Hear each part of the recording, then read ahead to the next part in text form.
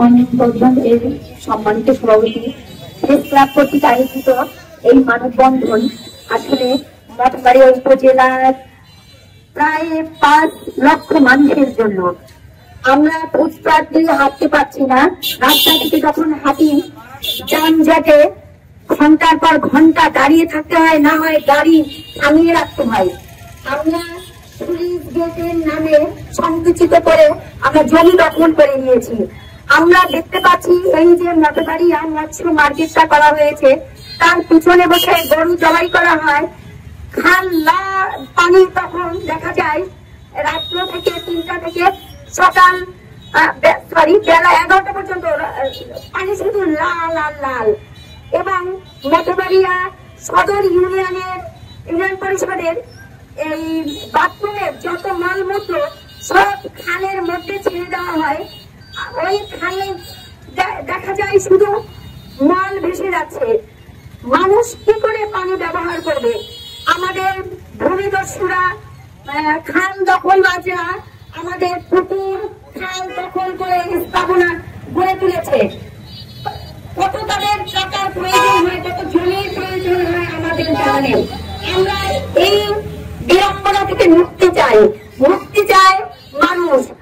আমরা দেখি প্রতিনিয়ত জমি প্রতিযোগিতা চলে, কোনখানে এতটুকু জমি আছে সেই জমি দখল কিভাবে করা যায়।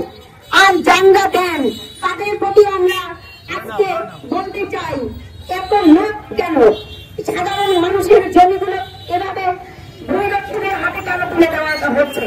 আমাদের আশেপাশের উপজেলাগুলোতে আমরা গেলে দেখতে পাই সরকারি জমিগুলো ফাঁকা আছে এবং মানুষ চলাচল করতে পারছে। আমাদের মঠবাড়িয়ায় এত বিন্দু মাত্র জমি ফাঁকা নেই সরকারি, যেখানে মানুষ একটু হাঁটাচলা করতে পারে, বৃদ্ধরা তারা তাদের সময় কাটাতে পারে, এরকম কোন ব্যবস্থা মঠবাড়িয়াতে নাই। আসুন সকলে মিলে এদের বিরুদ্ধে আমরা সোচ্চার হই। আমরা এই ভূমি দখলবাজদের এবং এই পুকুরগুলো যাতে অবৈধ উচ্ছেদ হয় এর জন্য জোর দাবি জানাচ্ছি। পুকুর যেখানে মঠবাড়িয়াতে পানির অভাব, শুধুও পানি পাচ্ছে না মানুষ, সেখানে সেই পুকুরগুলো দখল করে বসে আছে ভূমিকে করা। আমরা এই অবৈধ দখলদারদের হাত থেকে মঠবাড়িয়ার জমিকে মুক্ত করতে চাই। সবাইকে ধন্যবাদ। জনকল্যাণে সারা বাংলাদেশে যেটা চলমান সরকারের দায়িত্ব সরকারি কর্মচারী পালন করাটাই স্বাভাবিক। আপনি সরকারকে ভালোবাসবেন, আপনি মাননীয় প্রধানমন্ত্রীকে ভালোবাসবেন, অথচ আপনার নীতি নির্দেশনা মানবেন না, এমনটি হতে পারে না। আপনারা সেটাই করছেন। আপনারা সরকারি দল করেন, কিন্তু সেই দলের আড়ালে আপনারা যার যার স্বার্থকে হাসিল করছেন, এমনটি সাধারণ মানুষের কাম্য নয়। সুধীবৃন্দ, সাবেক সংসদ সদস্য ডক্টর জুচ্চু ফরাজিকে একাধিকবার অনুরোধ করেছিলাম আমাদের এই সামাজিক সংগঠনগুলোর যে দাবি আছে সেই দাবিগুলো বাস্তবায়ন করার জন্য। সে প্রসঙ্গে আমি একটু পরে আসবো, কিন্তু আমি বলি নবনির্বাচিত সংসদ সদস্য শামীম শাহনায়াজ সাহেব, মঠবাড়িয়ার 4 লক্ষ জনগণ আপনার দিকে দাঁড়িয়ে আছে। জনকল্যাণে আপনি মঠবাড়িয়ার মানুষকে অনেক কিছু উপহার দিতে যাচ্ছেন। ইতিমধ্যে আপনারা মঠবাড়িয়াকে নিরাপদ মঠবাড়িয়া ঘোষণার আপনারা বিনির্মাণের ঘোষণা দিয়েছেন। এ কারণে মঠবাড়িয়ার মানুষ আনন্দিত, আনন্দের বন্যা বইছে। কিন্তু সে আনন্দকে যারা ম্লান করে দিতে চায়, আপনি তাদের বিরুদ্ধে দাঁড়াবেন না, আপনি জনগণের পক্ষে দাঁড়াবেন না, এমনটি তো হতে পারি না।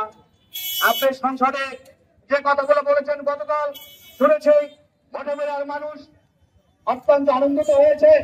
আমরা চাইব আগামী দিনে আপনি এই মঠবাড়িয়ার জনকল্যাণের জন্য মঠবাড়িয়ার অধিকার উচ্ছেদ যারা দখল করেছে তাদের উচ্ছেদের জন্য আপনি মাননীয় প্রধানমন্ত্রী জননেত্রী শেখ হাসিনার যে দিক নির্দেশনা আছে সেটা আপনি অক্ষরে অক্ষরে পালন করবেন। আমাকে অন্য প্রসঙ্গে যেতেই হয়, যেহেতু আজকের সুযোগ পেয়েছি সে কারণে ক্লাবের সাংবাদিক সহকর্মীদের কারণ এই ধরনের সমাজ আন্দোলনে বিশেষ করে সাংবাদিকদের শুধু সংবাদ লেখাই কাজ না, এর যে সামাজিক একটা কমেন্ট আছে, সামাজিক একটা দায়বোধ আছে, সেই দায়বোধ থেকে দীর্ঘদিন ধরে এই মঠবাড়িয়ার আর্থসামাজিক উন্নয়ন, মানবিক উন্নয়ন, পরিবেশ উন্নয়নে এই মঠবাড়িয়া প্রেস ক্লাব যেভাবে রাস্তায় দাঁড়িয়েছে, যেভাবে সড়কে আন্দোলন করেছে, সেটি অভাবনীয়। আমি তাদের প্রতি কৃতজ্ঞতা জানাই। আজকে যারা এই জনগুরুত্বপূর্ণ এই একটি মহতি কর্মসূচিতে সমবেত হয়েছেন, সকলকে আমি ধন্যবাদ জানাই। মঠবাড়িয়া প্রশাসনকে, যারা ইতিমধ্যে এই মঠবাড়িয়া শহরকে একটি পরিচ্ছন্ন নগরী হিসেবে গড়ে তুলতে নানা উদ্যোগ গ্রহণ করেছেন, আমি তাদেরকে ধন্যবাদ জানাই। মাননীয় সংসদ সদস্য মহোদয়কে, যিনি গতকাল সংসদে দাঁড়িয়ে মঠবাড়িয়ার সার্বিক উন্নয়নে কিছু প্রস্তাবনা তুলে ধরেছেন। সেই প্রস্তাবনার মধ্যে মঠবাড়িয়া যানজট মুক্ত, মঠবাড়িয়া অবৈধ দখল মুক্ত এবং মঠবাড়িয়া একটি পরিবেশ বান্ধব সমাজ, একটি পরিবেশ বান্ধব শহর গড়ে তোলার জন্য তিনি কিছু প্রস্তাবনা সংসদে তুলে ধরেছেন।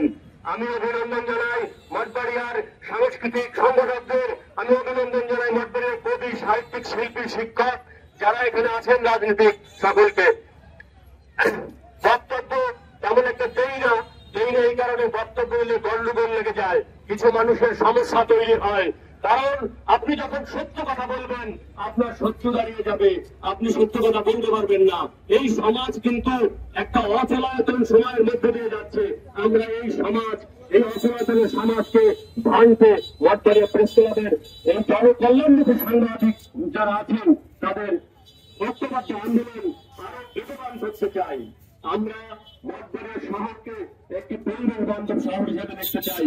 আমরা মঠবাড়িয়ায় যে নিরাপদ মঠবাড়িয়া গড়ার স্বপ্ন আমাদের রাজনৈতিক নেতারা দেখিয়েছেন, সেই নিরাপদ মঠবাড়িয়া যেন আমরা বাস্তবায়ন করতে পারি, সেই লক্ষ্যে মঠবাড়িয়া থেকে সকল প্রকার অপরাধ দমনে উদ্যোগ নিতে হবে। শুধু অবৈধ স্থাপনা নয়, পাশাপাশি আমাদের মঠবাড়িয়া পৌর শহরের যে প্রাণ কেন্দ্রের খালটি রয়েছে, সেই খালটি অবিলম্বে দখল মুক্ত করে, খনন করে তার পানির প্রবাহ ফিরিয়ে আনতে হবে। এই দাবিতে মঠবাড়িয়া প্রেস ক্লাব এখন সোচ্চার। এছাড়া মঠবাড়িয়ার ফুটপাত যেখানে সেখানে অবৈধ যে স্থাপনা আছে, যারা ক্ষুদ্র ব্যবসায়ী যাচ্ছেন, তারা যেন ক্ষতিগ্রস্ত না হন, তাদের নির্ধারিত জায়গা তৈরি করে দিয়ে আপনারা উচ্ছেদ করবেন এবং এই মঠবাড়িয়া শহরকে পরিচ্ছন্ন একটি শহর, একটি নিরাপদ শহর হিসাবে গড়ে তুলতে সকলে উদ্যোগ নেবেন, সকলে সংহতি জানাবেন। এই প্রত্যাশায় আমি আমার বক্তব্য শেষ করছি। ধন্যবাদ সকলকে।